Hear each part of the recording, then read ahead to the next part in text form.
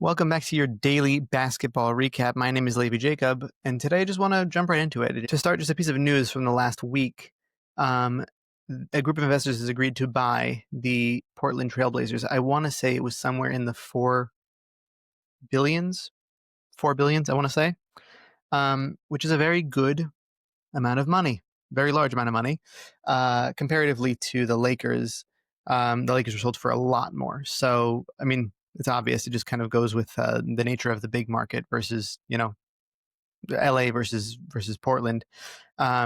Big difference there. But the person who's heading the group of people who agreed to buy it is Dundon, who is the Carolina Hurricanes owner from the NHL. So I don't think there'll be much changes or many changes rather going on. Hopefully they, continue this upward trend for the Trailblazers that we've seen the last couple of years. It's been maybe aside from the Damian Lillard thing, smart front office moves overall. So just an interesting piece of news. I wanted to move on to also from the Athletic. They did a redraft of the 2024 draft with Sam Vecini wrote the I don't even want to say article. I guess is more more the full write up about it. They started with Stephon Castle, the number 1 pick. Number 2 pick was Zachary Risacher, who was the 1 pick. Stephon Castle also obviously won the Rookie of the Year, so I think it's a fair argument to be said that he is, I think, most likely the most valuable rookie by far. Also, I happen to be a big Stephon Castle guy. Not that I don't think that Risacher actually had a good rookie season. My take on this class is that it's going to be regarded better than what a lot of people thought. A lot of people thought it was really not that desirable of a class going in, and there weren't many prospects that could be game changers. I think that part of it is right about the game changers, but I do think this draft class will actually be will actually have a lot more talent at the end of the day when you look back on careers, and I think a lot of people realized even at the time, and I thought that way going into this draft as well. Like I said, Zachary Risacher, who was selected with the number 1 pick overall, went number 2 in this. Jared McCain was number 3. I think that's correct. I think Jared McCain showed that he has a very, very special quality, and really plays with good pace in an NBA game.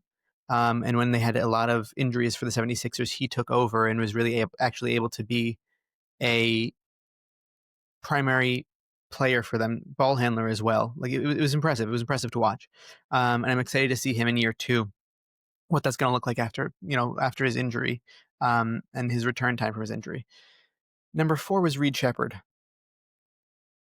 I don't know how I feel about Reed Sheppard. Coming out of college, I was high on him. I thought the number 3 pick was great, especially to Houston, who could have always used help with distributing. He's not necessarily the best distributor, and he's a small defender, but Fred VanVleet shows you why you can work as a small defender in this game, especially Reed Sheppard, who plays kind of not as effective on defense, obviously, but a similar brand in regards to he can be a little bit of a dog at times when he's on the defensive end. His offensive shot wasn't falling. He had a few games last season where he was able to show kind of what he's made of a little bit, but he really didn't have much of a showing. So for him to be at number 4, to me, is a little bit bizarre, but I think they're also, again, kind of basing it off of potential because we don't really know how his game translates. And it will be his sophomore year, so hopefully better results, but his rookie year, it wasn't even mixed results. It was just kind of like no results. So it's interesting they still have him at 4. Number 5 is Donovan Clingan. He had a good rookie year as well for the Blazers. He had a hard time staying in games because of fouling, but overall, good defensive season, good showing, able to use his physicality, especially on this rebuilding Portland Trailblazers team. There's a lot of young pieces who are on the perimeter. He's going to be a good piece to keep at that center position, as well as Hansen Yang. I don't know who's starting, who's backing up who. If Rob Williams is coming back and they're playing him at all, I feel like they're probably going to move on from him, but who knows? So we'll see. We'll see. It'll be very interesting. Number 6 was Matas Buzelis. I think this guy's going to be awesome. I actually think that he's going to be awesome. I think that the Bulls, they made a very good pick here, which is, I know I'm going to say this and Bulls fans are going to get mad at me again because anytime I mention anything negative about the Bulls, it's uncommon for them to have picked a pick this good, but they did a good job here. And He's number 6. I probably, honestly, more interested in what of a finished product he can become. I would have probably put him in the Reed Shepherd spot. Ron Holland went at number 7. He had a great summer league this year. I'm very excited to see what he brings to this Pistons team next year. I think this Pistons team has much higher expectations than it was the previous year, and I think that they'll deliver. I actually really like this Pistons team a lot, so I think that it'll be very interesting. Ron Holland, number 7. Zach Edey was at number 8. He had an okay season. All the fears about Zach Edey in regards to how slow he was, he's a little bit slow. It's true. But he's still a very valuable player for them, can provide really effective size for them and grow into the role. It also provides the opportunity for Jaren Jackson Jr. to move to the 4. And this Grizzlies team is looking pretty complete overall if health stays intact. And I'm excited to see also what Zach Edey provides to this Grizzlies team next season, because I think that he has a very good chance of being the starter. And again, him and Ja actually have pretty good chemistry when Ja's able to stay on the floor. And he's able to provide, good size for them, because Jaren Jackson Jr. is not the best rebounder. So he's a good rim deterrent for them for sure. I'm looking forward to seeing how he progresses in his career. Jalen Wells, he should have been higher here. He actually should have been higher for sure in my eyes. He's not a star. I don't think that he'll be a star, but I think that he's an excellent role player, and he will continue to be an excellent role player. Like he will just get better and better. And they, I think, the Grizzlies felt comfortable moving on from Desmond Bane this offseason because of the progression of Jalen Wells, as well as the Cedric Coward pick. But Jalen Wells, I think, was just absolutely, it wasn't even a diamond in the rough. It was like, I don't know that anybody would have thought that he could produce the way that he did. And unfortunately, he got injured moving into the postseason. But he's looking to be doing much better. The summer league was good for him.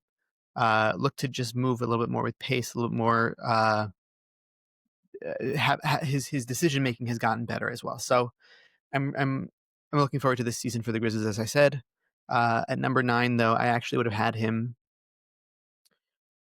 I really like the result of him. If I said that Matheus Uzela is at number 4, Reed Shepherd, I don't even think Reed Shepherd I would have had on this list.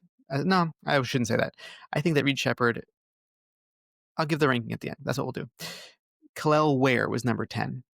I really liked Kel'el Ware's output this season. I thought, moving forward, that is exactly the kind of person that you want next to Bam, who has size, who can defend, who can block shots, who has the athleticism and can shoot. And he does pretty good at the free throw line as well. This is exactly the kind of guy that you want next to Bam. I think that the Heat, I don't even know if they knew the potential of this guy next to Bam. And I think he's going to unlock a different thing for them completely when he has just a more consistent output.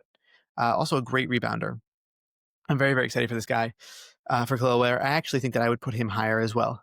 And the omitted name, this was a big one that everybody on the internet was talking about. Alex Sarr.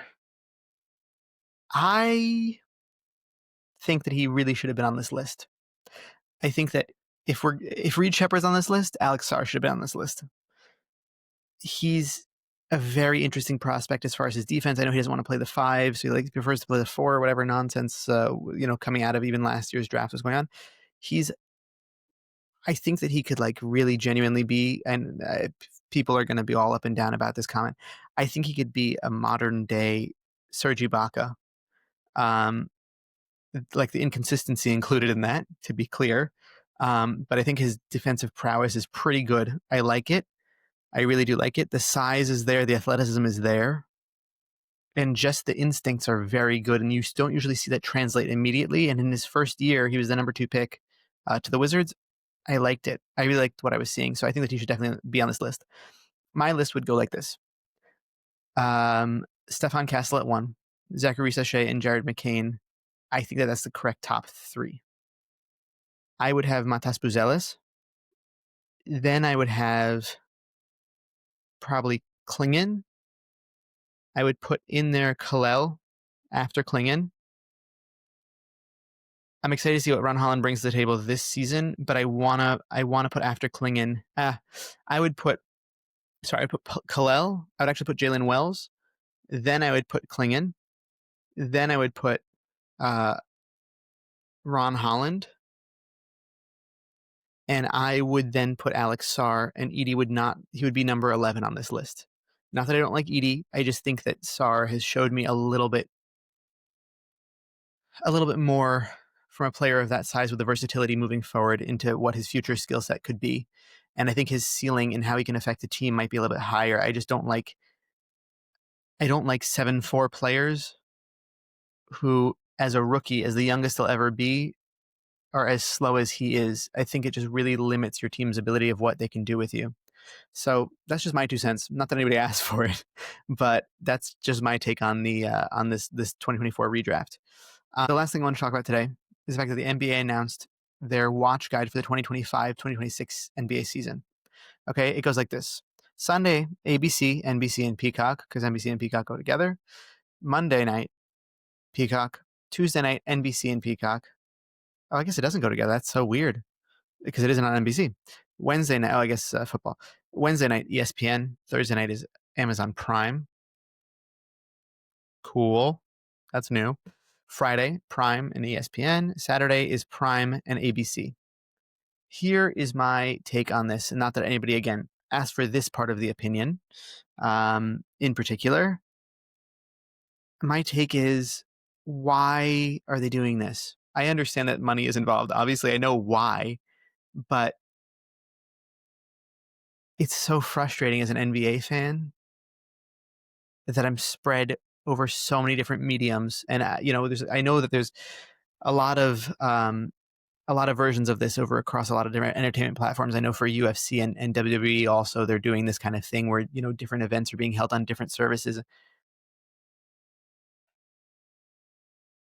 It makes me less inclined to pay for things and just miss stuff. And that's frustrating. That's really frustrating to me. So I wish they didn't do this, honestly. I really wish that they didn't do this. Or I don't know, maybe they're trying to, maybe Big VPN is, has their hands in their pockets. Who knows? But it's like, what did you do with my boy? Like this is a little bit of a travesty in my eyes. So I hope that we're all able to watch the same moments of basketball together like we have been over the past few years. All the internet reactions and everything. Not everybody can tune into all these different things. So it's an interesting approach. We'll see how it works out. But yeah, that's all for me today. I want to thank you, Max, for producing. I want to thank you, Shlomo, for being the best co-host. We got Shlomo on an episode last week. We got more episodes upcoming of the quiz game, so get excited for that because that was really great. We got good fan response to that. I want to thank you all for listening and watching. That was the 15-minute daily basketball recap, and I hope that all of you have a great rest of your day. Talk to you tomorrow.